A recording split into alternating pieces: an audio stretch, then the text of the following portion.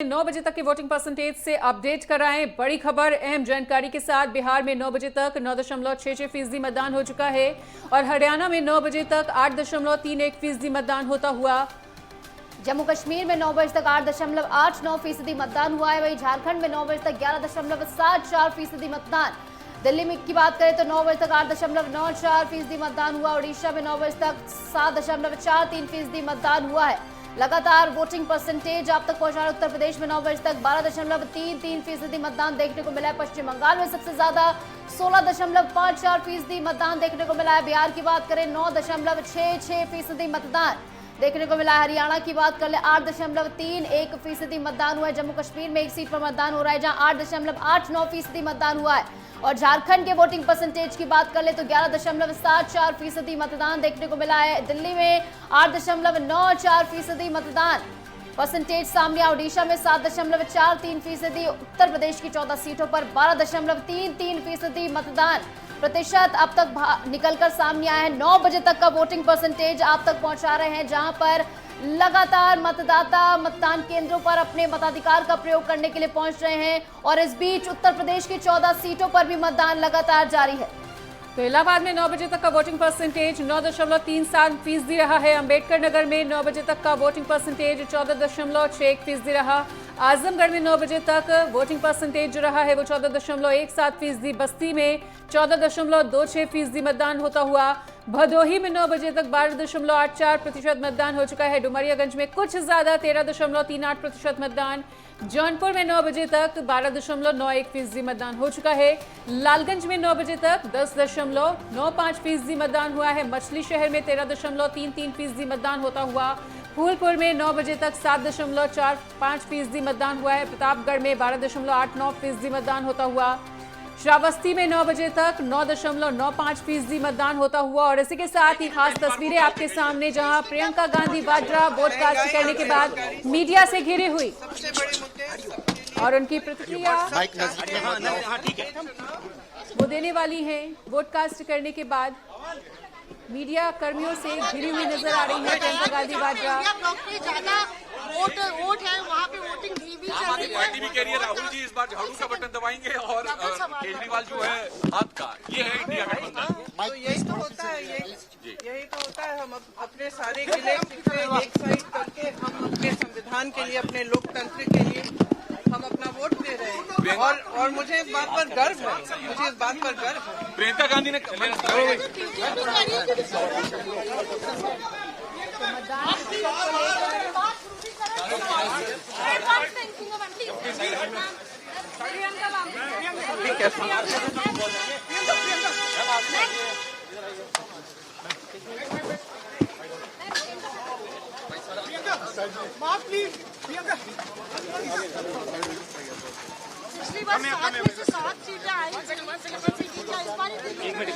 प्रियंका गांधी वाड्रा भी vote appeal करती हुई अपने भाई संग वोट के लिए अपील करती हुई नजर आ रही हैं प्रियंका गांधी वाड्रा।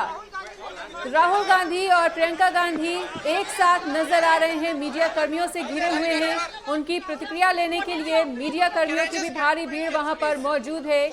तो ये उस वक्त की तस्वीरें जब राहुल गांधी, मां सोनिया गांधी और बहन प्रियंका गांधी वाड्रा के साथ वोट कास्ट करने के लिए पहुंचे और उन्होंने भी जनता से वोट कास्ट करने की, मतदान करने की अपील की है। उनका भी साफ तौर पर यह कहना था कि अपने मताधिकार का ज्यादा से ज्यादा प्रयोग करें, लोकतंत्र के महापर्व का हिस्सा बने। तो ये खास तस्वीरें आपकी टीवी स्क्रीन पर नेटवर्क 10 पे दिखा रहे हैं। राहुल गांधी कड़ी सुरक्षा के बीच अपनी मां सोनिया गांधी और बहन प्रियंका गांधी के साथ वोट कास्ट करने के लिए पहुंचे।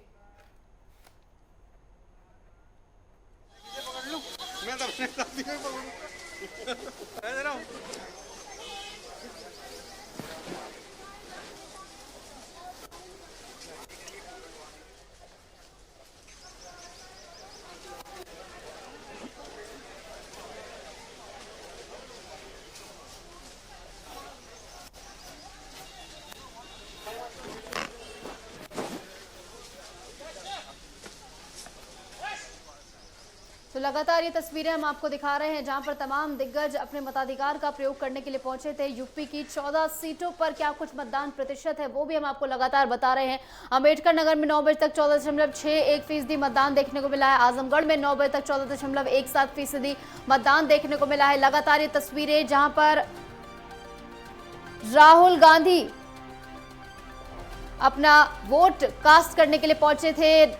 प्रियंका गांधी वाड्रा पहुंची थी, मीडिया से भी मुखातिब हुई और वोटिंग परसेंटेज को लेकर संतुष्टि उन्होंने जताई कि अभी वोटिंग परसेंटेज बढ़ेगा और जो भी वोटिंग परसेंटेज अब तक देखने को मिला है वो संतुष्ट कर देने वाला है और आगे भी इस तरीके से वोटिंग लगातार जारी रहेगी।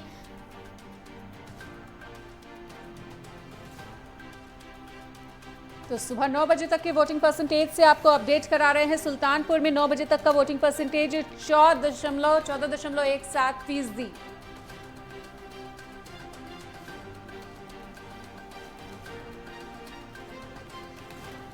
और हमारे साथ चर्चा में खास मेहमान भी जुड़ चुके हैं। आपको बता दें कि भोलानाथ वरिष्ठ पत्रकार आलोक पांडे राजनीतिक विश्लेषक के तौर पर हमारे साथ मौजूद हैं।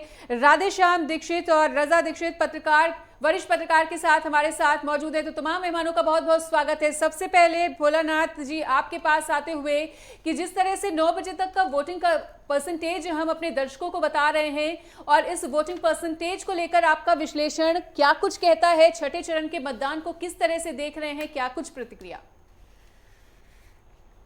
देखिए, मतदान परसेंटेज कम है और ये बिहार में तो कम से कम लगातार कम जा रहा है। आज मौसम भी गर्म है, काफी तापमान बढ़ा हुआ है, उमस है, तो मतदान का प्रतिशत कम है और हमको लग रहा है कि थोड़ा सा लोग बूथ पर जाने में उस तरह से उत्साह नहीं दिखा रहे हैं जैसा कि दिखाना चाहिए।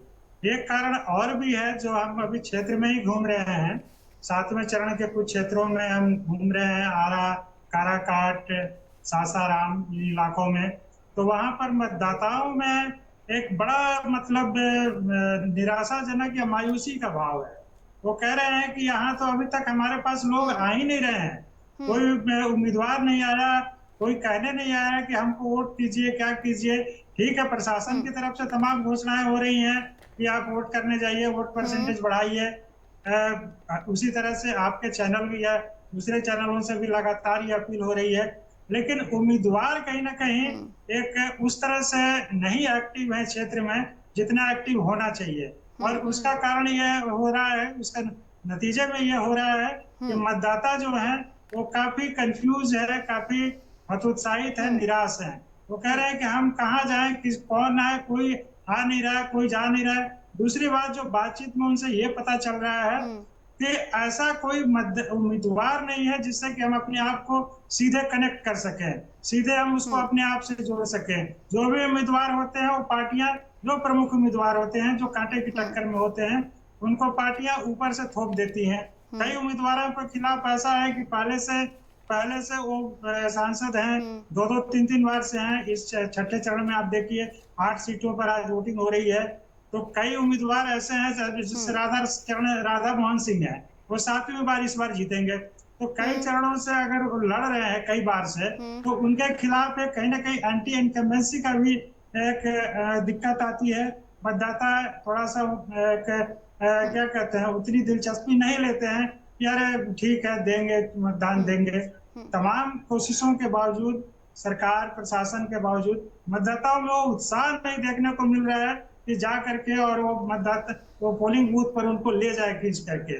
दूसरी बात, गर्मी का भी असर है। मैं पहले भी ये बात लगातार कहता रहा हूँ कि थोड़ा सा चुनाव आयोग और राजनीतिक दल मिल करके और ये देखें कि मतदान प्रतिशत अगर बढ़ाना है तो मतदान का समय मई जून की जगह फरवरी मार्च अगर कर दें, ये कैसे संभव होगा, ये आपस में मिल बैठ के वो लोग बात करेंगे तभी हो सकता है। तो अगर यह हो तो गर्मी तपिश की जो है वो तपिश मतदाताओं को उतना नहीं झेलना पड़ेगा और वो कम होगा। रही बात बिहार की बात और दूसरे आप जगहों की जो दिखा रही थी, तो बिहार में तो वाकई कम है, क्योंकि कहीं कहीं का आप देख रहे थे अम्बेडकर नगर, फूलपुरी इलाकों में तो 14% से ऊपर मतदान जा रहा है। वहीं बिहार में आप देखिए कि अभी तक 9.5 से थोड़ा सा ऊपर गया है। तो देखिए, अगर हो सकता है कि थोड़ा सुधरे और लगातार ये देखा जा रहा है कि एक चरण में सिर्फ 60% से ऊपर बिहार में मतदान गया है। बाकी चरणों में आप अगर देखिए तो 60 से थोड़ा कम ही रहा है, ज्यादा नहीं रहा है। तो बिहार जैसा पॉलिटिकली सेंसिटिव स्टेट जहाँ के लोग एक एक चीज पॉलिटिक्स पर नजर रखते हैं, वहां पर इस तरह का मतदान प्रतिशत कम होना वाकई चिंता की बात है जी। और इसको लेकर लगातार चुनाव आयोग ये अपील भी कर रहा था, तमाम दिग्गज अभिनेता हो, राजनेता हो, ये अपील कर रहे थे, अमित शाही का प्रतीक दिखाते हुए नजर आ रहे थे कि ताकि ज्यादा से ज्यादा जनता लोकतंत्र के इस महापर्व में हिस्सा ले सके। आपके पास आते हुए आलोक पांडे जी। आलोक पांडे जी, जिस तरीके से आंकड़ों की बाजीगरी देखने को मिली इस बार के चुनाव में, ऐसा लग रहा है मुद्दों से ज्यादा दावे काम करते हुए नजर आ रहे हैं, क्योंकि प्रधानमंत्री नरेंद्र मोदी 400 का टारगेट लेके आगे बढ़ रहे हैं और इस बीच गृह मंत्री अमित शाह ये कहते नजर आए कि हम 310 सीटें पहले ही हासिल कर चुके हैं। 428 सीटों पर पिछले 5 चरण में चुनाव हो चुका है और उसके बाद वो कह रहे हैं कि 310 सीटें हम जीत चुके हैं पहले ही, 400 हम इजीली जीत जाएंगे। वहीं विपक्ष ये कह रहा है कि 150 में से मट जाएंगे, 200 में से मट जाएंगे। केजरीवाल ये कह रहे हैं, अखिलेश यादव कुछ अलग अपना आंकड़ा पेश कर रहे हैं, अलग अलग अलाप गाते नजर आ रहे हैं तमाम ये जो विपक्ष के नेता हैं। इस बीच जो मनोवैज्ञानिक बढ़त बनाने की कोशिश की जा रही, चाहे बीजेपी की बात करें 400 का टारगेट की बात कर रही है, चाहे विपक्ष की बात करें जो समेटने की बात कर रही है कि 150 में सिमट जाएगी, तो कितनी कारगर ये साबित होती हुई आपको इस चुनाव में दिख रही है? देखिए, ऐसा है, लोकतंत्र में दावे सभी करते हैं, कोई हार रहा हो तो भी वो कहेगा हम जीत रहे हैं। ये लोकतंत्र की खूबसूरती भाई, तब तक चुनाव का रिजल्ट आया कोई क्यों ये स्वीकार करेगा कि नहीं नहीं भाई हम हार रहे हैं। अब लेकिन अब विपक्ष के लिए मैं हमेशा कहता हूं कि क्या 1977 वाली यूनिटी आई है जहां सब बहुत बड़े राजनीतिक दलों ने अपना मर्जर तक कर लिया था। ये लोग तो बीजेपी की सीट बताने में जैसा नहीं बता रहे। अरविंद भाई, राहुल गांधी, अखिलेश भाई तो फोन करके पूछ लेते कि आप कितना बताना है। कोई कह रहा 150, कोई कह रहा 250, कोई कह रहा 200, कोई कह रहा 230। तो जब आप सीट डिक्लेयर करते हैं कि बीजेपी कितनी देख रही है, उसमें आपके बीच में तारतम्यता नहीं है, तो इससे समझा जा सकता है कि विपक्ष कितने के जो दावे हैं विपक्षी नेताओं के, विपक्षी दलों के, वो कितने सीरियस है। जिसका जो बनाता है वो बोल देता है। इंडी अलायंस के अंदर आपस में तारतम्यता की कमी है। दूसरी बात, जैसे अभी प्रियंका वाड्रा का आपने चलाया कि यही तो लोकतंत्र है कि हम झाड़ू पर लगाए वो हाथ पर लगाए, लेकिन मुझे लगता है कांग्रेस की एक कमजोरी भी है जिसको लोकतंत्र का नाम दे रहे हैं। मुझे लगता है पहली बार ऐसा होगा गांधी परिवार स्वतंत्रता के बाद से आज तक जब से चुनाव हुए कि उन्होंने दूसरे दल के चिन्ह पर जो है वोट दिया होगा। तो कांग्रेस के एक चिंतन मनन का समय है कि उसका पतन किस लेवल तक आ गया है कि वो जिस क्षेत्र में वो रहते हैं वहां अपना प्रत्याशी खड़ा तक नहीं कर पा रहे। एक नजरिया ये भी है, एक नजरिया प्रियंका वाड्रा का है, लेकिन एक नजरिया मैं कांग्रेस को बता रहा हूं कि आपकी राजनीतिक रूप से कितने आप कमजोर हो गए कि जहां से कांग्रेस परिवार की ताकत 10 जनपद जिस कॉन्स्टिट्यूंसी में आता है वो कॉन्स्टिट्यूंसी भी आप नहीं ले पाए आम आदमी पार्टी से। अरे दूसरी दे देते वो ले लेते, लेकिन आपके अंदर इतनी शक्ति नहीं रही कि आप वो कॉन्स्टिट्यूंसी भी ले पाए जहां गांधी परिवार का सबसे ज्यादा ताकतवर कांग्रेस का सबसे ज्यादा ताकतवर परिवार वोट कर रहा है। तो उनके अंदर खुद बड़ा असमंजस और बड़ा तकलीफ हुई होगी।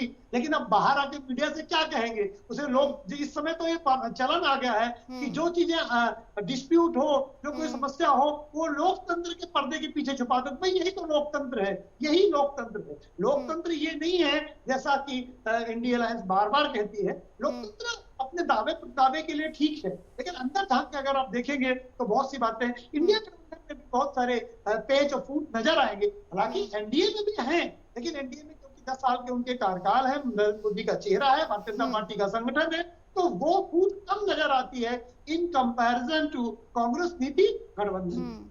बिल्कुल। हमारे साथ राधेश्याम दीक्षित जी भी वरिष्ठ पत्रकार के तौर पर जुड़े हुए हैं, उनका भी रुख कर लेते हैं। राधेश्याम सर, दोनों ही मेहमानों की बातों को तो आपने सुना ही, उस पर भी आपका रिएक्शन चाहेंगे। तमाम पार्टियों के अपने अपने दावे हैं, अपने अपने वादे हैं, और उन तमाम दावों के बीच, तमाम वादों के बीच कुछ राजनीतिक पंडितों का ऐसा मानना, ऐसा कहना भी कि देखिए वोटिंग परसेंटेज वेस्ट बंगाल में हर चरण में ज्यादा देखने को मिला, और उन सीटों पर भी, यूपी की उन सीटों की भी बात कर ली जाए अगर 5 चरणों की, तो जहां जहां सपा का दबदबा था वहां पर वोटिंग परसेंटेज हाई दिखा।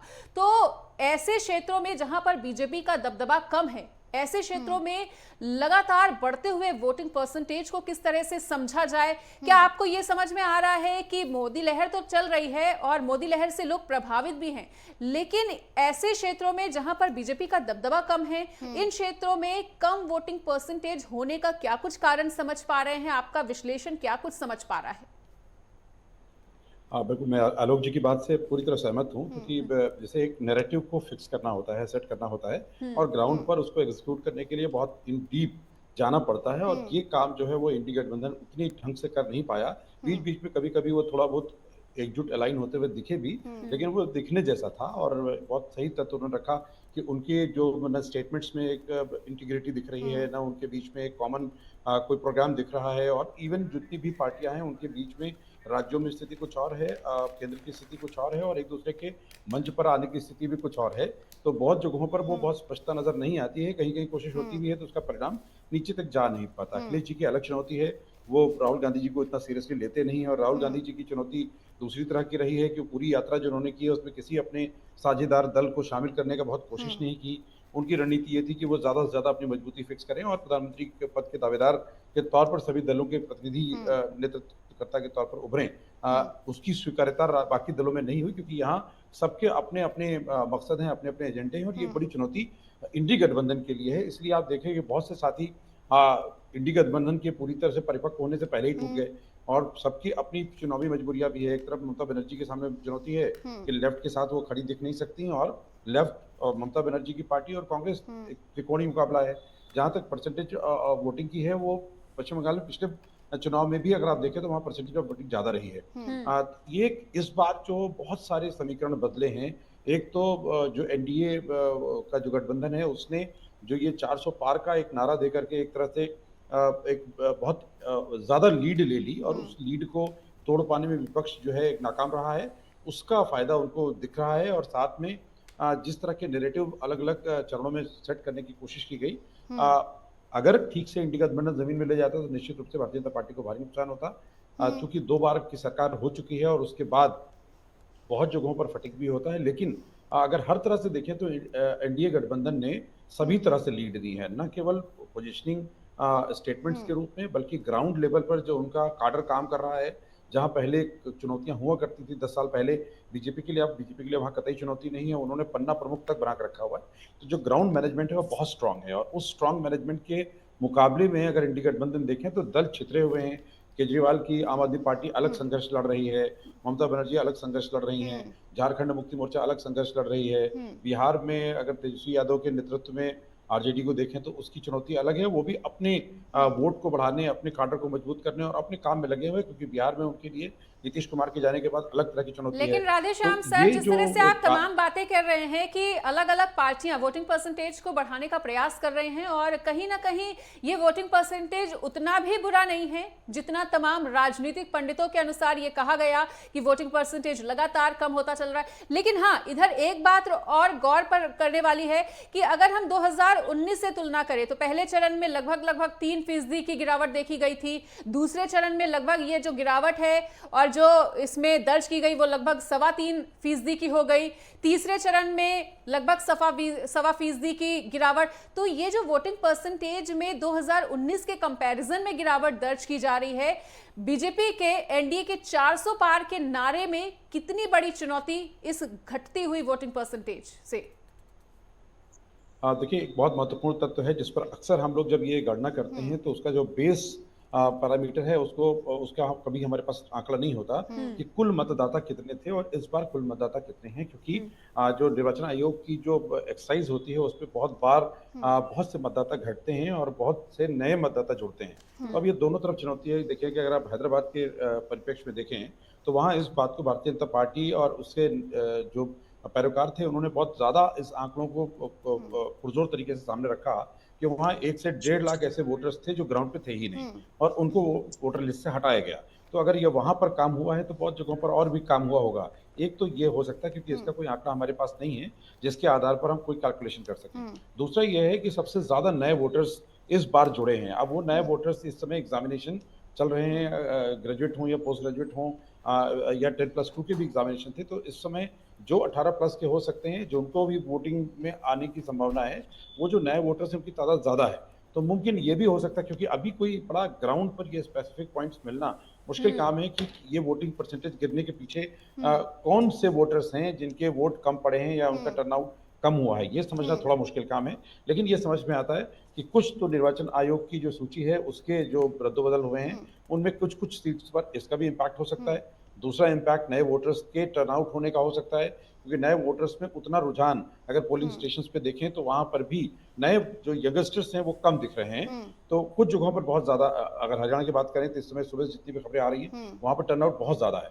तो अब ये तस्वीर अगर हर जगह दिख जाए तो शायद है, लेकिन हर जगह की परिस्थितियां, भौगोलिक परिस्थितियां, वातावरण की स्थितियां और वहाँ के जो वोटर्स हैं अलग अलग दलों के, उनका भी रुझान अलग अलग तरह का होता है। तो इसलिए अभी बहुत कुछ कहना मुश्किल है, लेकिन हाँ यह है कि कुछ कुछ इन चरणों में थोड़ी टक्कर, पिछले 2-3 चरणों के बीच तो अगर देखें तो थोड़ी टक्कर देते हुए एनडीए गठबंधन दिखा भी, लेकिन अब फाइनल रिजल्ट तक हम लोगों को प्रतीक्षा करनी ही होगी कि असली समीकरण क्या बताते हैं। बाकी विश्लेषण के लिए हम लोग तरह तरह के बुनियादी जो तथ्य हैं उनको देखते हुए कुछ न कुछ आंकड़ों के आधार पर आगे बढ़ सकते हैं, लेकिन वो बिल्कुल 100% परिणामकारी होंगे ये कहना मुश्किल है, क्योंकि समीकरण बदल गए हैं, न केवल राजनीति के बल्कि चुनाव लड़ने के भी पैरामीटर्स बदल गए हैं। ये पहली बार होगा जहां पर बहुत सारे ऐसे कैंडिडेट थे, उड़ीसा में आपने देखा कि इसलिए अपने टिकट को उन्होंने वापस कर दिया कि उन्होंने असमर्थता जता दी कि इतने पैसे का इंतजाम हम नहीं कर पाएंगे। तो बहुत से कैंडिडेट ने ये कहा कि इस बार चुनाव बहुत महंगा हो गया है, और वो महंगाई के कई कारण हो सकते हैं, क्योंकि अब डिजिटल कैंपेन एक बहुत बड़ी बाध्यता हो गई है, साथ में इतनी महंगी पब्लिसिटी के जो पैरामीटर्स होते हैं उसमें, और ग्राउंड पर वो गर्मी कार्यकर्ताओं की राजनीतिक दलों में थोड़ी कम दिख रही है। ठीक है, जिस तरीके से लगातार वोटिंग प्रतिशत अभी कम देखने को मिल रहा है, उसको लेकर उम्मीद लगाई जा रही है कि वोटिंग प्रतिशत अभी बढ़ते हुए देखने को मिलेगा। आपके पास आते हुए रजा रिजवी हमारे साथ जुड़ गए हैं, वरिष्ठ पत्रकार है। बहुत बहुत स्वागत है आपका रजा रिजवी जी। रजा रिजवी जी, सवाल इस बात को लेकर, वोटिंग परसेंटेज हम लगातार दर्शकों तक पहुंचा रहे हैं, जहां वेस्ट बंगाल में अब तक वोटिंग परसेंटेज जो है वो काफी अच्छा देखने को मिला है, लगभग 16% यहाँ पर वोटिंग परसेंटेज देखने को मिला है। इस पर आपकी प्रतिक्रिया लेंगे। इसी के साथ सवाल यहाँ की सियासत को लेकर भी, क्योंकि यहाँ के समीकरण कुछ बदलते हुए नजर आ रहे हैं। देखिए ये सही यहाँ पर सभी जी का जो अब आज देखिए आज का जो रन है उसमें 9 बजे तक तो पश्चिम बंगाल में सबसे ज्यादा वोट पड़े 16.54%। उसके बाद उत्तर प्रदेश का नंबर आता है 12.33%। उसके बाद जो है वो झारखंड का नंबर आता है 11.75%। उसके बाद फिर बिहार का नंबर आता है 9.66%। उसके बाद फिर हम जो है दिल्ली का नंबर आता है 8.94%। फिर उसके बाद हरियाणा का नंबर आता है 8.31%, और उड़ीसा का जहां एमएलए का चुनाव भी हो रहा है 7.45%। तो आप देखिए कि पश्चिम बंगाल में तो बहुत ज्यादा, लगभग 17% चल रहा है। यूपी में 12.5% तक पहुंच रहा है। झारखंड में लगभग 12% पहुंच रहा है। और ये जो दिल्ली है जहाँ पढ़े लिखे लोग हैं, हरियाणा है, उड़ीसा है, यहाँ परसेंटेज बहुत कम जा रहा है। तो परसेंटेज कम जाने से या तो आम जनता में जो है वो रुचि नहीं है, और या जो कैंडिडेट्स हैं या जो पार्टियां हैं उन्होंने मतदाताओं को लुभाने के लिए बहुत अच्छे तरीके से अपना प्रचार प्रसार नहीं किया। और इलेक्शन कमीशन तो अपना जोर लगाता रहा, लेकिन वो भी, उसका जोर भी बहुत, अभी जो आज के देखे जाए 9 बजे तक के, बहुत उसके जो है वो नहीं चल पाए। लेकिन उत्तर प्रदेश में 14, हरियाणा में 10, और बिहार में 8, और पश्चिम बंगाल में 8, और सभी दिल्ली की सभी 7 सीट, हरियाणा की सभी 10 सीट, और उड़ीसा की 6, और झारखंड की 4, और जम्मू कश्मीर की 1 सीट का आज 58 लोगों का चुनाव है। 58 एमपी जीतेंगे। लेकिन उत्तर प्रदेश का बहुत इंटरेस्टिंग मोड़ पे चल रहा है चुनाव, क्योंकि उत्तर प्रदेश का 6वां चरण है 25 मई का, और जिसमें आप समझिए कि 14 कैंडिडेट मेंबर ऑफ पार्लियामेंट 2019 में थे, जिसमें 10 जो है बीजेपी के थे और 4 बीएसपी के थे। लेकिन बीएसपी का जो है बड़ा गड़बड़ मामला है। अगर आप बीजेपी का देखें तो बीजेपी ने सिटिंग एमपी के टिकट काट दिए। जैसे प्रयागराज से रीता बहुगुणा जोशी का टिकट काट के नीरज त्रिपाठी को दे दिया, जो केसरी नाथ त्रिपाठी विधानसभा के अध्यक्ष और राज्यपाल रहे, उनके बेटे को दे दिया। फूलपुर से आप देखिए केसरी की जगह जो है परवीन निषाद को दे दिया टिकट। यही भदोही में देखिए कि वहां से जो है रमेश बिंद की जगह जो है विनोद बिंद को दे दिया टिकट, सिटिंग एमपी थे। भदोही में टिकट कटा बीजेपी का। तो कहीं न कहीं जो है वो 4 टिकट तो इतने काटे ही 14 में से, और ऐसे टिकट भी दिए उन्होंने। फूलपुर में जो जैसे आप देखिए अम्बेडकर नगर में मुकुट बिहारी जो है बीजेपी से हारे थे, और बीएसपी से जीते थे रितेश। लेकिन रितेश जीतने के बाद उसके बाद बीजेपी में शामिल हो गए, और अम्बेडकर नगर में बीजेपी का टिकट रितेश पांडे को मिल गया, जबकि मुकुट बिहारी हारे थे और अच्छा वोट पाए थे। उनको अगर चाहती तो भारतीय जनता फिर देती, लेकिन रितेश पांडे जो है वो सिटिंग एमपी थे बीएसपी के, तो बीजेपी में उनको टिकट दे दिया।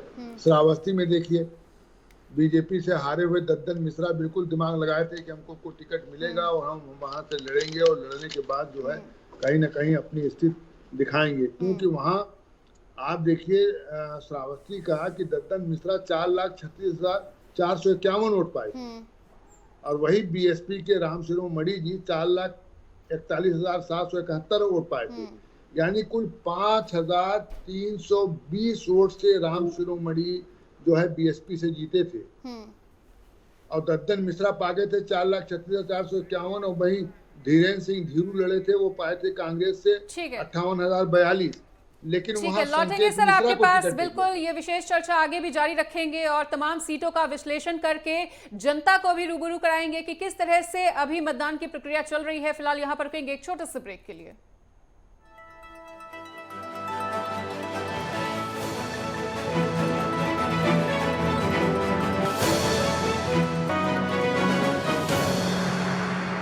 विशेष चर्चा लगातार जारी है जहां पर तमाम सीटों का विश्लेषण हम कर रहे हैं, क्या कुछ वहां के समीकरण बैठ रहे हैं। रजा रिजवी जी से हम बात कर रहे थे कि सीटों को लेकर क्या कुछ समीकरण बैठ रहे हैं। और एक बार आपके पास आते हुए भोलानाथ जी, बात हम वेस्ट बंगाल की कर रहे थे कि यहाँ पर जो वोटिंग परसेंटेज है वो काफी अच्छा देखने को मिल रहा है। इस बारे में हमने चर्चा की, लेकिन बात करते हैं वेस्ट बंगाल के सियासी समीकरण की, क्योंकि यहाँ पर कुछ बदला हुआ सियासी समीकरण देखने को मिल रहा है। सभी 7 चरणों में यहाँ पर मतदान होना है। इस बार 8 सीटों पर मतदान हो रहा है। 8 सीटों की बात करें, पिछली बार 5 सीटें बीजेपी के खाते में आई थी, वहीं 3 सीटें यहाँ पर टीएमसी जीती थी। लेकिन इस बार बदलाव ये देखने को मिल रहा है कि जिन 3 सीटों पर बीजेपी माफ कीजिएगा टीएमसी जीती थी, उन 2 सीटों में शुभेंदु अधिकारी के पिता और भाई जीते थे और अब शुभेंदु अधिकारी जो है वो बीजेपी में शामिल हो गए हैं। तो क्या इस बार 8 सीटों का समीकरण बदलता हुआ दिखेगा? 5 सीटों से आगे बढ़ेगी इस बार बीजेपी?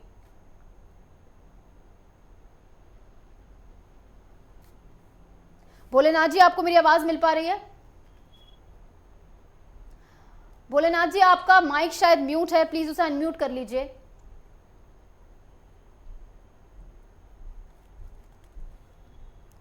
भोलेनाथ जी, आपकी आवाज आ रही है। वोट परसेंटेज बढ़ने और घटने से हार जीत का अनुमान लगाना बड़ा मुश्किल होता है।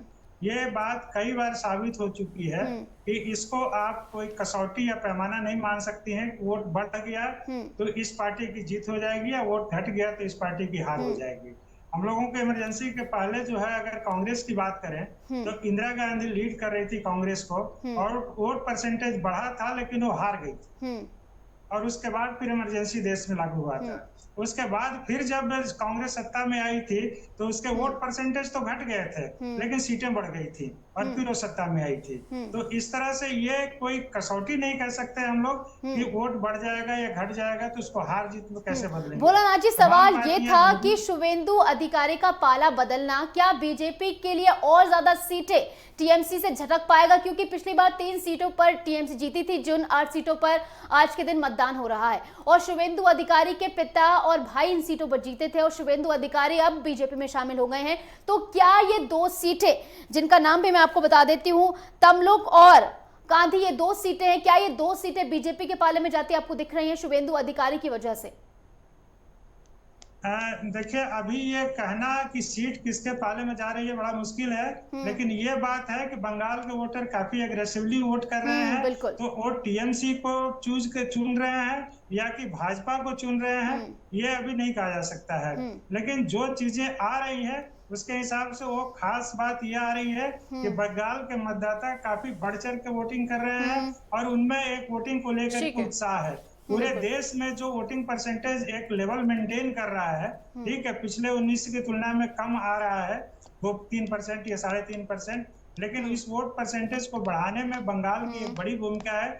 आखिर गर्मी वहां भी है, तमाम विषम परिस्थितियां, हालात वहां पर भी है, तो वहां पर वोट बढ़ रहा है। और ये देखिए कि मतलब अगर टीएमसी अगर वहां पर गेन कर रही है, अगर वोट परसेंटेज बढ़ने की वजह से, तो ये एक नया मिसाल कायम होगा अब तक का कि वोट परसेंटेज बढ़ा तो टीएमसी का बढ़ा। या मान लीजिए कि भाजपा चुनाव जीतती है और भाजपा पिछले बार काफी अच्छा प्रदर्शन की थी बस पश्चिम बंगाल में, अगर इस बार भी उसका प्रदर्शन अच्छा रहता है और ये वोट परसेंटेज बढ़ता हुआ दिख रहा है, तो दोनों मिला करके कहीं उसका एक अलग से एनालिसिस करना होगा कि यहाँ पर वोट परसेंटेज बढ़ने से किसको नफा नुकसान किसको घाटा ठीक है, हुआ। भोलानाथ सर जी। लौटेंगे आपके पास, बिल्कुल।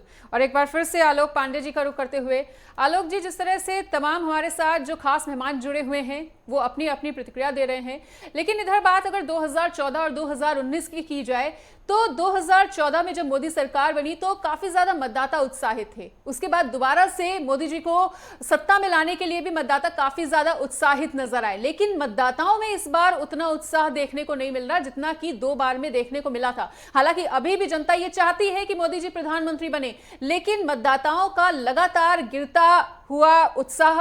और अगर बात मिशन साउथ की कर ले तो इस बार बीजेपी का जो बहुत ज्यादा फोकस था वो मिशन साउथ पर था। उत्तर भारत में भी वोटिंग लगातार कम होती चली गई, जहां पर बीजेपी का बहुत ज्यादा दबदबा है। तो एक तरफ मिशन साउथ के चक्कर में कहीं आपको तो नहीं लगता है कि उत्तर भारत में नुकसान झेलना पड़ सकता है बीजेपी को? और जिस तरह से मतदाताओं में लगातार उत्साह कम होता चला जा रहा है मोदी सरकार के प्रति, क्या किसी प्रकार की नाराजगी भांप पा रहे हैं अब मतदाताओं में? देखिए ऐसा है, जो 75 सालों का भारत का ट्रेंड है उसमें ये बात जो हमारे भाई ने कही थी कि वोट कम और ज्यादा बहुत फर्क नहीं पड़ता सरकारें बनने बदलने, लेकिन अगर ये कहें कि मोदी के खिलाफ नाराजगी है इसलिए वोट निकल नहीं रहा, ये बात थोड़ा पॉलिटिकली मुझे इनकरेक्ट लगती है। अगर नाराजगी होती है तो वोटर मोदी जी के प्रति नहीं सर, भाजपा के प्रति, मोदी जी के प्रति की बात नहीं की जा रही, भाजपा के प्रति क्या किसी नाराजगी को भाप पा रहे हैं? क्योंकि मोदी जी को प्रधानमंत्री बनाने के लिए आज बच्चा बच्चा मोदी सरकार के नारे गाता हुआ, सोशल मीडिया की भी अगर बात कर ली जाए तो काफी ज्यादा सोशल मीडिया पर मोदी सरकार बनाने को लेकर यहां पर तमाम चर्चाएं चल रही हैं, लेकिन भाजपा के प्रति क्या किसी प्रकार की नाराजगी देख पा रहे हैं मतदाताओं में? क्या कुछ आपका विश्लेषण समझ पा रहा है कि आखिर मिशन साउथ के चक्कर में कहीं उत्तर भारत में तो खामियाजा नहीं भुगतना पड़ेगा भाजपा को? जी, मैं अपनी बात कंप्लीट करूं तो शायद पूरी बात जैसे करूंगा तो हमारे दर्शकों को बात समझ में आ जाएगी। मैं सिर्फ ये कह रहा हूं कि जब प्रो इनकम्बेंसी होती है मतदाता साइलेंट होता है, वोट देता है, लेकिन कई बार होता है कि यार हम नहीं वोट देने जाएंगे तो भी हमारी सरकार तो बनी गई। लेकिन अगर एंटी इनकम्बेंसी होती है तो वो वोटर वोकल हो जाता है, वो एग्रेसिव हो जाता है। 2014 को चुनाव देखिए, कांग्रेस के खिलाफ एंटी इनकम्बेंसी थी, वोटर वोकल था। फिर 2019 में ये था क्योंकि लग रहा था कि बीजेपी हार ही जाएगी, पूरा का पूरा जो एनडीए अलायंस था उस समय का यूपीए था, उसे लग रहा धोखे से भारतीय जनता पार्टी जीत गई, तो उस समय भी बीजेपी का जो वोटर था वो वोकल था। तीसरी बात जब आते हैं 400 पार का जब नारा आता है और पिछले 1 साल से जो एनडीए अलायंस है वो खड़ा ही नहीं हो पा रहा है, तो जो वोटर है वो या तो कह रहा है कि इनको तो जीतने नहीं, बीजेपी को जीतना है, तो उनका वोटर ये तो शांत हो गया, ये वोट देने कब निकल रहा है। इंडियन वोटर इसलिए नहीं निकल रहा वोट देने क्योंकि लगता है इनको जीतना तो है नहीं। बीजेपी का वोटर शायद थोड़ा सा कम इसलिए निकल रहा है, लगता है हम नहीं भी जाएंगे तो जीत जाएंगे, तो इसलिए लगता है कि वोट कम होने का ना तो कोई फायदा ना कोई नुकसान। मुझे लगता है रिजल्ट में इसका नुकसान नहीं होगा, लेकिन प्रो इनकम्बेंसी है। और ये बात आप याद रखिएगा, जब भी प्रो इनकम्बेंसी होती है वो मतदान का मुद्दा बहुत ज्यादा डिसाइड नहीं हो पाता, वोटर साइलेंट होता है, जिसको एनडीए को वोट देना वो चुपचाप दे आएगा। अब बात करते हैं वेस्ट बंगाल की, यहाँ क्यों जाता है? लेकिन जब विपक्ष जहां मजबूत है वहां वोटिंग परसेंटाइल कुछ हद तक बढ़ता है, क्योंकि वहां कांटे की टक्कर है। बीजेपी का वोटर भी निकल रहा है वोट देने वेस्ट बंगाल में, यार अगर हम नहीं निकले तो हम हार जाएंगे।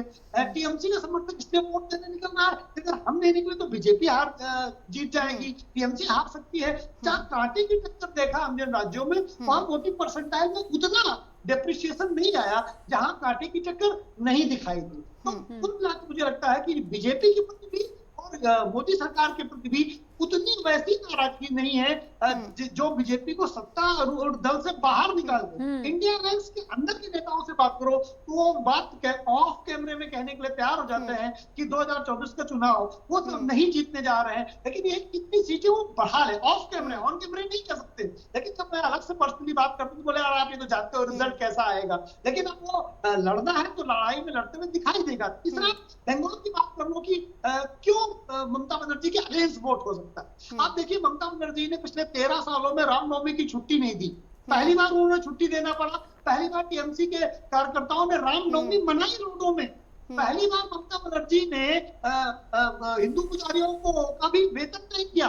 तो ममता बनर्जी पहली बार, वरना ममता बनर्जी भगवान राम के नाम पर जेल भेजने का एक तरह से आकर्षण आपके वीडियोस, आपके ट्विटर में भी मैंने देखा है। तो ये बंगाल में बदलता हुआ नारा जो यूनिटी ऑफ मेजॉरिटी है बंगाल में, उसने ममता बनर्जी को चिंतित कर दिया है कि अगर इस तरह से वोट गया तो फिर भारतीय जनता पार्टी सबसे बड़े दल के रूप में उभरेगी। और ममता बनर्जी ने इसीलिए जो एंटी हिंदू का अप्रोच था उसको उन्होंने डाइल्यूट करने की कोशिश की। ठीक है, तो तमाम विश्लेषण आपने सामने रखा कि कोई भी ऐसी एंटी इनकम्बेंसी बीजेपी के लिए देखने को नहीं मिल रही है, बल्कि प्रो इनकम्बेंसी देखने को मिल रही है।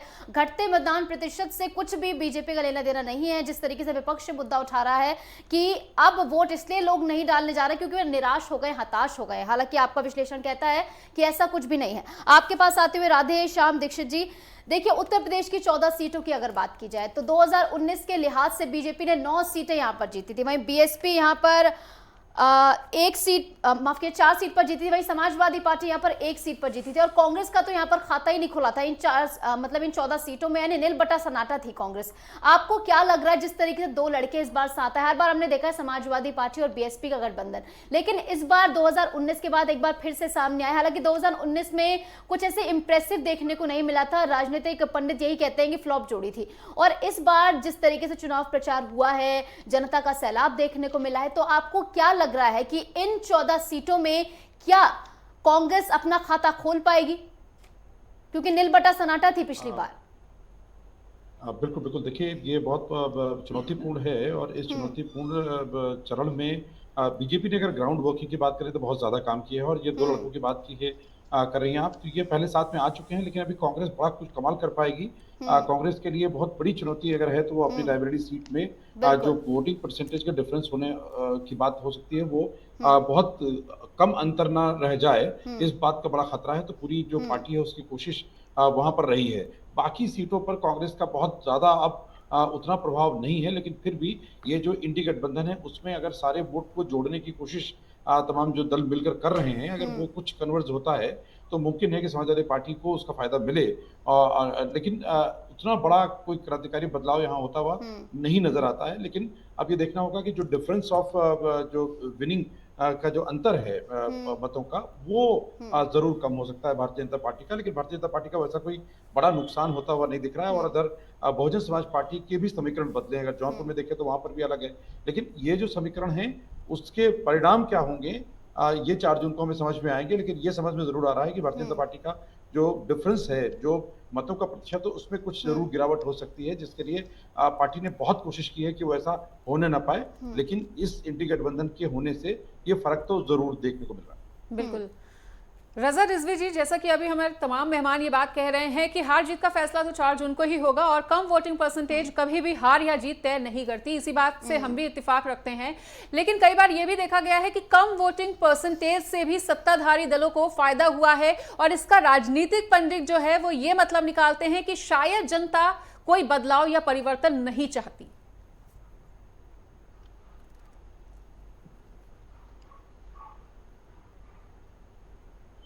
रजा सर, आवाज पहुंच पा रही है आप तक मेरी? हाँ, आवाज मिलेगी, बताइए जी। रजा सर, हमने ये पूछा जैसा कि बिल्कुल तमाम मेहमान जो हमारे साथ जुड़े हुए हैं, तमाम जो वरिष्ठ पत्रकार हैं और पॉलिटिकल एनालिस्ट भी हमारे साथ जुड़े हुए हैं, तो चर्चा यही चल रही है कि कम वोटिंग परसेंटेज कभी भी हार और जीत का मानक तय नहीं करती है। और कुछ राजनीतिक पंडितों का यह भी मानना है कि कम वोटिंग परसेंटेज के बावजूद भी सत्ताधारी दलों को कई राज्यों में पहले चुनावों में फायदा भी मिला है। तो इसका यह भी मतलब निकाला जाए कि शायद जनता कोई बदलाव या परिवर्तन नहीं चाहती है। देखिए, इसके दो तीन चीजें हैं आदमी समझता है। एक तो जब परसेंटेज नहीं बढ़ता है तो ज्यादा धुकधुकी उनको बनती है जिनकी सत्ता रहती है कि साहब हमने कौन सा ऐसा चीज नहीं किया कि जो आदमी जो है बहुत मस्ती से हमें वोट देता है, बढ़ चढ़ के वोट देता।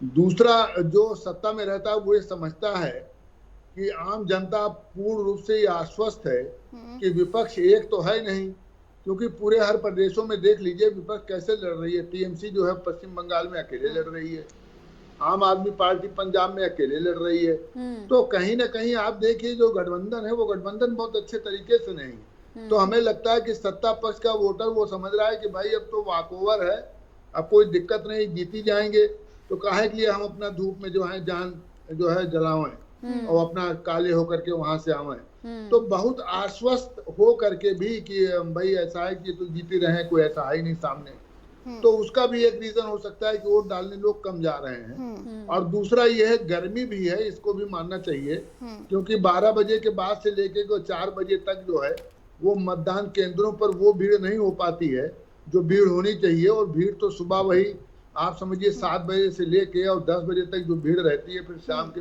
5 से 6 जो लंबी भीड़ रहती है, लंबी लाइन रहती है, वही भीड़ रहती है।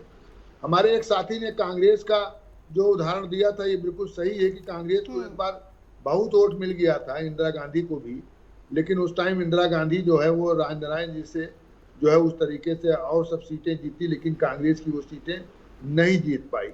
तो कहीं ना कहीं ये रहता है कि ज्यादा वोट पाने के बाद ये नहीं होता है कि एक जो है लहर है और फलाना जीत जाएगा, तो ये जरा से दिक्कत है। लेकिन ये जो चुनाव है छठा चरण, ये आप समझिए बहुत शानदार छठा चरण है, क्योंकि 10 बीजेपी के पास थी और 4 सीटें बीएसपी के पास थी। लेकिन बीएसपी का बड़ा इसमें उलट फेर मामला है।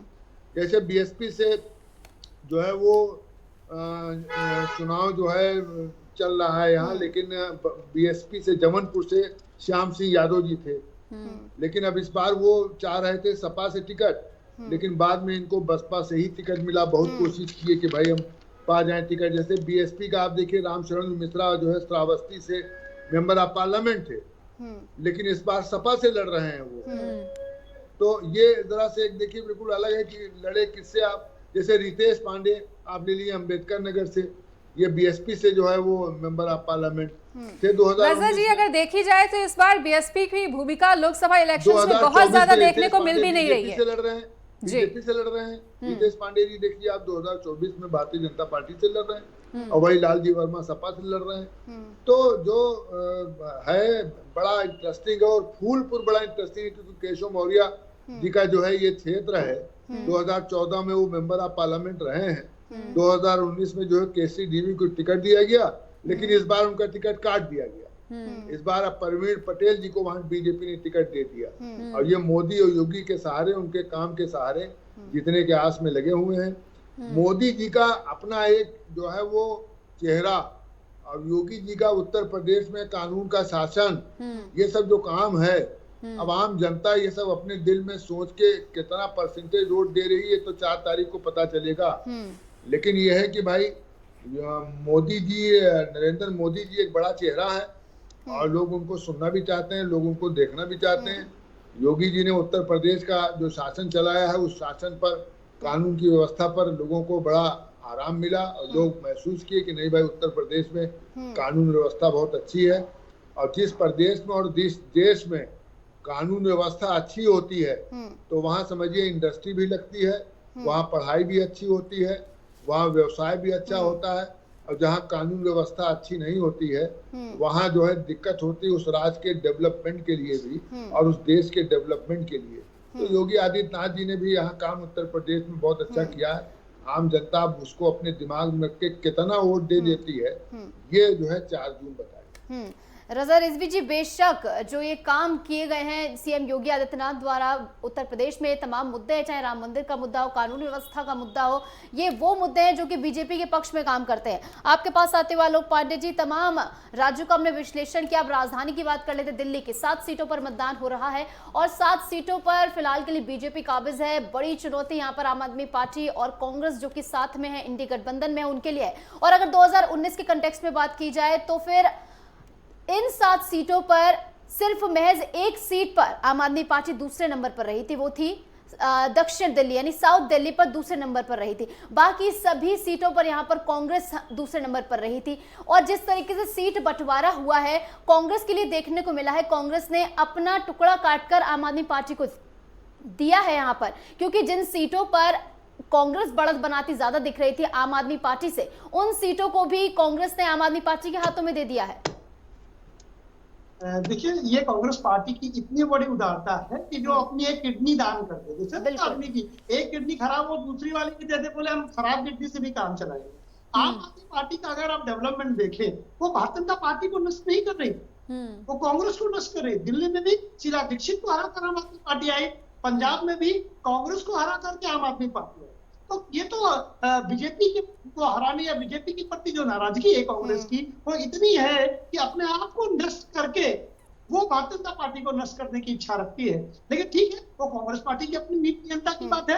एनालिसिस करने की बात जब आते हैं तो आप देखिए, जैसा कि आपने बताया कि केवल आम आदमी पार्टी एक जगह पर दूसरे नंबर पे आई, बाकी कांग्रेस आई दूसरे नंबर पर। इसका मतलब है कि दिल्ली का मतदाता आम आदमी पार्टी को केंद्र की राजनीति के लिए उपयुक्त नहीं मानता, जबकि राज्य और नगर निगम की राजनीति के लिए आप देखें तो राज्य में तो भारतीय जनता पार्टी उनको हिला ही नहीं पा रही है, और आम आदमी पार्टी नगर निगम की सीट भी जीत ली, हमसे सरकार बना ली। लेकिन केंद्र में भारतीय जनता पार्टी तो छोड़ दीजिए, आम आदमी पार्टी कांग्रेस से बड़ी दूसरे नंबर पर भी नहीं आ पाती है। इसका मतलब है कि कांग्रेस ने जो ये गठबंधन किया, वो शायद गठबंधन उसका आत्मविश्वास कमजोर था इसलिए किया, वरना कांग्रेस को वो स्पेस नहीं देना चाहिए था जहां और बीजेपी तो कॉन्फिडेंट है इन सभी सीटों के लिए, क्योंकि पिछली बार भी 50% से ज्यादा वोट प्राप्त हुए थे बीजेपी को। और बीजेपी ने जिस तरीके से बदलाव किया है, सभी सांसदों के मौजूदा सांसदों के टिकट काटकर सिर्फ मनोज तिवारी को छोड़कर सभी को बदल दिया, चेहरे बदल दिए हैं, इसका क्या असर देखने को मिलेगा? देखिए, ये गुजरात मॉडल है बिल्कुल। भारतीय जनता पार्टी ने गुजरात में लंबे समय तक जो शासन किया है, मतलब आप समझ लीजिए वेस्ट बंगाल कम्युनिस्ट शासन था, उसकी बराबरी भारतीय जनता पार्टी ने कर ली लगातार सत्ता में रहने से। वो क्या करते हैं, शीर्ष नेतृत्व और विधायकों कैबिनेट को पूरी बदल देते। दिल्ली में बीजेपी को लगा कि जो हमारे सांसद हैं शायद उतना बेहतर काम नहीं किया है, तो उन्होंने उनको बदल करके वो जो नाराजगी थी मतदाताओं की, उसको कम करने की कोशिश किया है। और जो है मनोज जी का जो टिकट बरकरार रखते उन्हें रिवॉर्ड दिया है कि भाई ठीक है, आपने काम किया तो आपको टिकट मिलेगा। आपको समाज का आना ये नई जोश और नयापन पैदा करता है। भारतीय जनता पार्टी प्रयोगों को करने वाली पार्टी है, और आप देखेंगे कि दोनों के बीच में अगर अंतर देखें, आम आदमी पार्टी और कांग्रेस के जो मत हैं मिला देने पर लगभग 40% होते हैं, और भारतीय जनता पार्टी के मत लगभग 54-55% होते हैं। अभी भी 14.5-15% का अंतर है अगर पूरे के पूरे वोट ट्रांसफर हो जाए। और आप जानती है, ऐसा कोई भारत में गठबंधन आज तक नहीं बना कि जहां सबके मत 100% ट्रांसफर हो जाए। अगर ऐसा हुआ होता तो 2022 में भारतीय जनता पार्टी का उत्तर प्रदेश में सुपड़ा साफ हो गया होता, और 2019 में भी भारतीय जनता पार्टी का सुपड़ा साफ हो जाता, जब उसे 62 सीटें मिली थी, जब सपा बसपा एक साथ मिल गए थे। तो मेरा अपना मानना है कि दिल्ली में भारतीय जनता पार्टी अभी की मजबूत स्थिति पे है। हाँ, जो बर्थ थम्बिंग मेजोरिटी से उनके सांसद जीता करते थे 4-4, 5-5 लाख मतों से उनकी वो संख्या, उनका वो जो वोटिंग मार्जिन है वो जरूर कम हो सकता है। लेकिन मुझे लगता है कि 2024 में दिल्ली पे भारतीय जनता पार्टी 7 की 7 सीटें जीत सकती। ठीक है, राधेश्याम सर, जिस तरह से अभी हमारे खास मेहमान इस बात को लेकर चर्चा चल रहे थे कि दिल्ली में आम आदमी पार्टी का दबदबा अभी भी उतना ही है जितना पहले था, लेकिन हाँ, ये कुछ कम जरूर हो सकता है। अगर दिल्ली की राजनीति से पहले के सियासी भूचाल की बात की जाए तो इस बार मतदान से ठीक पहले ही एक बहुत बड़ा राजनीतिक भूचाल दिल्ली की सियासत में देखने को मिला। उसका क्या कुछ प्रभाव इस बार के मतदान के चरण में आप देख पा रहे हैं? क्या कुछ खास प्रभाव पड़ेगा उन तमाम सियासी भूचालों का इस मतदान में? देखिए, दिल्ली थोड़ा अलग राज्य रहा है, चाहे अगर आप 2019 की बात करें या 2014 की बात करें, तो बहुत क्लियर जो अप्रोच रही है वहाँ के मतदाता की कि लोकसभा में हमें मोदी का समर्थन करना है और विधानसभा में हमें आम आदमी पार्टी के साथ जाना है। इतना क्लैरिटी किसी भी जगहों पर, किसी भी राज्य में आज तक भारतीय राजनीति में साफ तौर पर नहीं देखी गई है। खास करके जब कांग्रेस का प्रादुर्भाव के बाद से, कांग्रेस का जब तक एक बड़ा वक्फा रहा, उसके बाद जो क्षेत्रीय दलों का जो रुझान बढ़ा है, उसके बाद ये ऐसा तस्वीर बहुत कम देखने को मिली है, और जो दिल्ली में देखने को मिली है। इस लोकसभा चुनाव में भी एनडीए को, बीजेपी को इसमें कोई समस्या नहीं थी, लेकिन चूंकि दिल्ली उनके लिए बहुत बड़ा एक जो स्टेक है जिसको वापस हासिल करना है, इसके लिए भारतीय जनता पार्टी ने सारे तरीके आजमाए हैं, और उन सारे तरीकों को हम सामने देख भी रहे हैं। और भी जो टूट फूट होने वाली थी आम आदमी पार्टी के लिए, वो उसको अभी थोड़ा होल्ड किया गया है कि वो 5 जून के बाद वो काम किया जाएगा और उसमें शामिल करेंगे। तो कहीं ना कहीं लोकसभा चुनाव में उतना संकट नहीं है, लेकिन हाँ, ये जो मार्जिन है उसको न गिरने दिया जाए, या किसी तरह का खतरा भारतीय जनता पार्टी मोल नहीं लेना चाहती, इसलिए इसमें पूरी जोर आजमाइश हो रही है और इंडी गठबंधन जो है वो भी लगातार कोशिश कर रहा है कि यहाँ कोई डेंट दे सकें। आपने दक्षिण दिल्ली की बात की तो 2 बार से रमेश विधुड़ी वहां पर लगातार जीत करके आ रहे हैं और पीछे राघव चड्ढा का मार्जिन बहुत बड़ा था, उनको जो हराया था उन्होंने। तो ये कोई बड़े मुश्किल नहीं है, लेकिन जो मार्जिन है वो जरूर गिरती हुई दिख रही है कि वहां कुछ फर्क पड़ेगा। और ये जो पूरा सियासी भूचाल अभी दिल्ली में है वो आने वाले दिल्ली के विधानसभा चुनाव की एक तरह से वर्जिश है और उसका फायदा वहां पर भारतीय जनता पार्टी ज्यादा लेना चाहती है। ये तो देखने वाली बात होगी कितना फायदा किसको मिलता नजर आता है। भोलानाथ जी आपके पास आते हुए अब हरियाणा की बात कर लेते हैं। हरियाणा में 10 सीटों पर बीजेपी काबिज है, 10 सीटों पर यहाँ पर मतदान हो रहा है।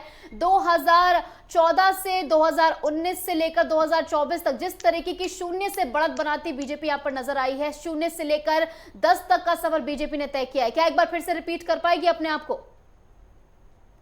देखिए, हरियाणा में बीजेपी के लिए कोई बहुत बड़ी चुनौती नहीं है। खट्टर का शासन कर रहा था तो भी बीजेपी अच्छे सुविधाजनक स्थिति में थी। अब नायब सिंह सैनी वहां पर कमान संभाले हुए हैं और वहां पर जो स्थिति है अभी, तो भाग एक समय में कांग्रेस के जब भजन लाल और दूसरे फिर उससे पहले देवीलाल अगर देखा जाए तो एक बड़े नेता हुआ करते थे, लेकिन अब उस तरह का आभा मंडल नहीं है वहां पर किसी बड़े नेता का।